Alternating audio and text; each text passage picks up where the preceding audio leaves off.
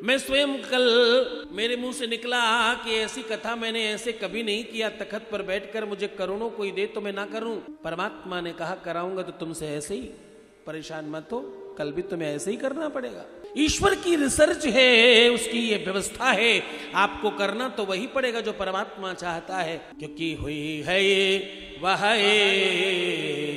जो प्रभु रचे राखा, हुए है वह जो रचे राखा, ओ करी तर्क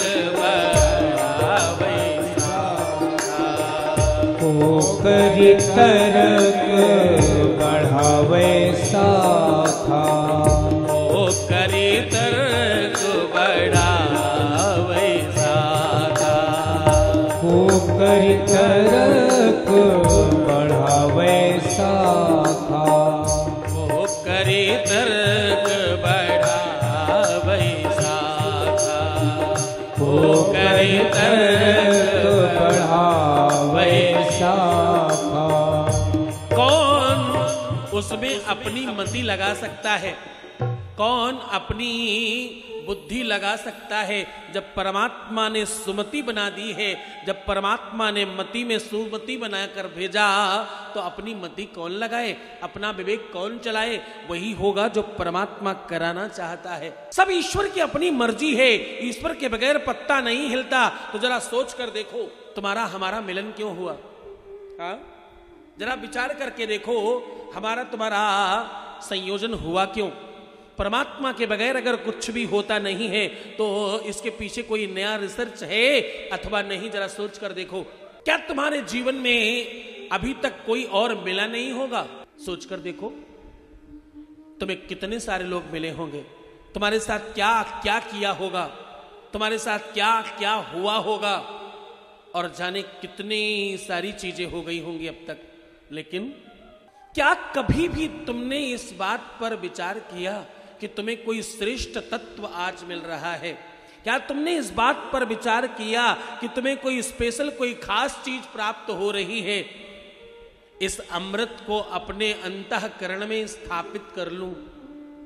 मैं एक बात कहूं, किसी को कोहिनूर हीरा भी मिल जाए तो भी अगर वो उसे संभाल कर न रखे, अगर वो उसे सजा कर न रखे, अगर वो उसको बहुत बेहतर तरीके से संतृप्त होकर के प्रस्तुत ना करे, तो उस कोहिनूर हीरे की भी कोई कीमत नहीं रह जाती।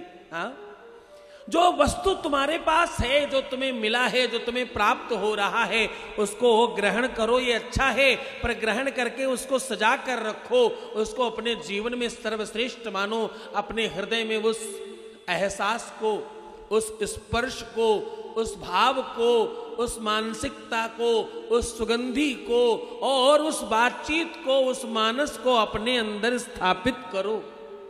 वही तो परमात्मा है, वही तो ईश्वर है। हाँ, थोड़ा गंभीरता से समझना, थोड़ा गहरा उतर कर इस बात को समझने की कोशिश करो। तुम जैसा विचार करने लगोगे, तुम्हें वैसी वैसी चीजें वैसे वैसे प्राप्त होने लगेंगी। ये है तो बड़ा अनुपम अमृत, इसमें कदाचित संदेह नहीं।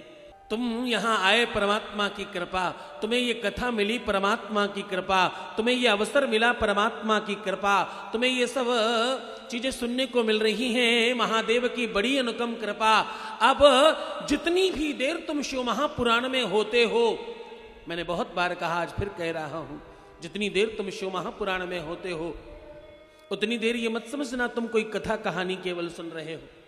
जितनी भी देर तुम शिव महापुराण सुन रहे होते हो उतनी देर स्वयं महादेव अपने पार्षदों के साथ तुम सबका निरीक्षण कर रहे होते हैं और तुम्हारे सबके मानस को पवित्र करके तुम्हारे जीवन को विशुद्ध कर रहे होते हैं। और ये अनुभव मेरी हर कथा में आप सबको होता है, हर कथा में इस बात का अनुभव हर बार मिलता है। जब भी दरबार लगता, हर बार हर किसी को 100 में 100 लोगों को महादेव का एहसास होता और परमात्मा के होने की, उनकी उपस्थिति की, वो दर्शन की व्यवस्था सबके मन अंतःकरण में होती। छोटे छोटे बच्चे उठकर चीख कर कह पड़ते, सच्ची मुच्ची के शंकर जी देखे हैं। हाँ? तो ये शिव महापुराण की कृपा है। इसलिए तुम तो यहां जब बैठना तो ध्यानस्थ होकर बैठना। तुम्हारी समझदारी कम है, तुम्हारी जानकारी कम है, तुम्हें मालूम कम है, तुम्हें ये सब चीजें पता नहीं थी, लेकिन आज मालूम हो रहा है ना। आज इस बात को पूरी तरह से आनंद से लो। मैं हमेशा अपनी कथाओं में कहता हूं, तुम भूल जाते हो।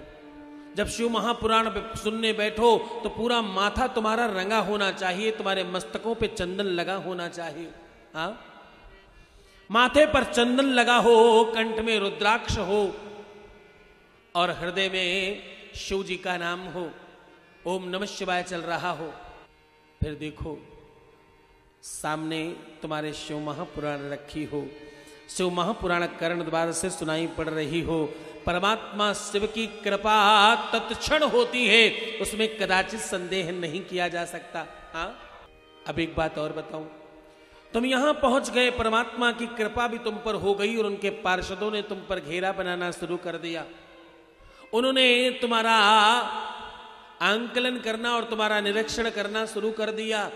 लेकिन अगर उसके बावजूद भी तुम्हारा मन उचाट हो रहा है, तुम यहां वहां भाग रहे हो, तुम्हारे मन में हजारों चीजें चल रही हैं और तुम्हारा मन यहां नहीं रख रहा, तो भी अपने आप को बांध कर बैठना और बार बार नमः शिवाय कहना।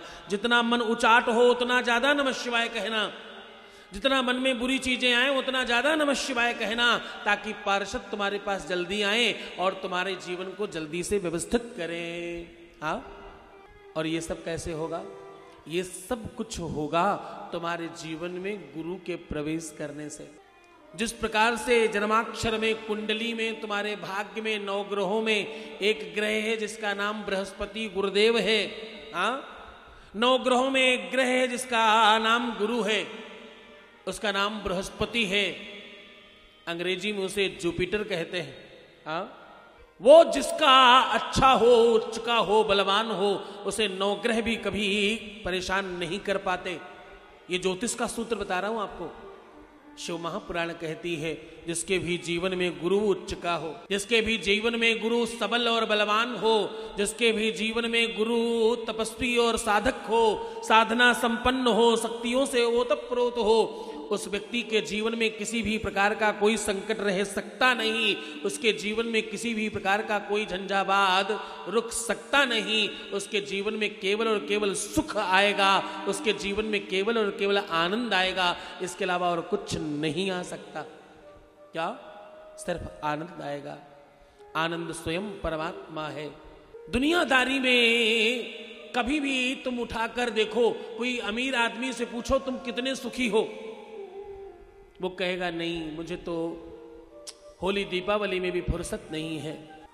कोई बड़े कुटुंबियों से पूछो जिनके बड़े बड़े परिवार हैं, वो कहेंगे नहीं नहीं, आपस में बड़ा गड़बड़ चल रहा है और अभी तो आपस में केस कोर्ट कचहरी चल रहा है, फलानी वाली जमीन पर आपस में ही द्वंद्व है, इसलिए बिक नहीं रही। हर शहर में 2, 4, 10 बड़ी और अच्छी जमीनें पड़ी हैं, बिक नहीं रही। क्यों? आपस में भाई भाई में द्वंद्व चल रहा है। हाँ, आपस में भाई भाई कोर्ट कचहरी कर रहे हैं और जमीन बिक नहीं रही। आनंद तो संतों के दरबार में है, आनंद तो सिर्फ और सिर्फ गुरु के दरबार में है। यहां वो सब मिलता है जो दुनिया में कहीं नहीं मिलता। इसलिए शिव महापुराण आनंद से सुनो और गुरु चरणों में ध्यान लगाओ, ताकि तुम्हारा जीवन विशुद्ध, शुद्ध और आत्मीयता से आगे बढ़े और तुम्हारे हर मनोरथ सिद्ध हो जाए।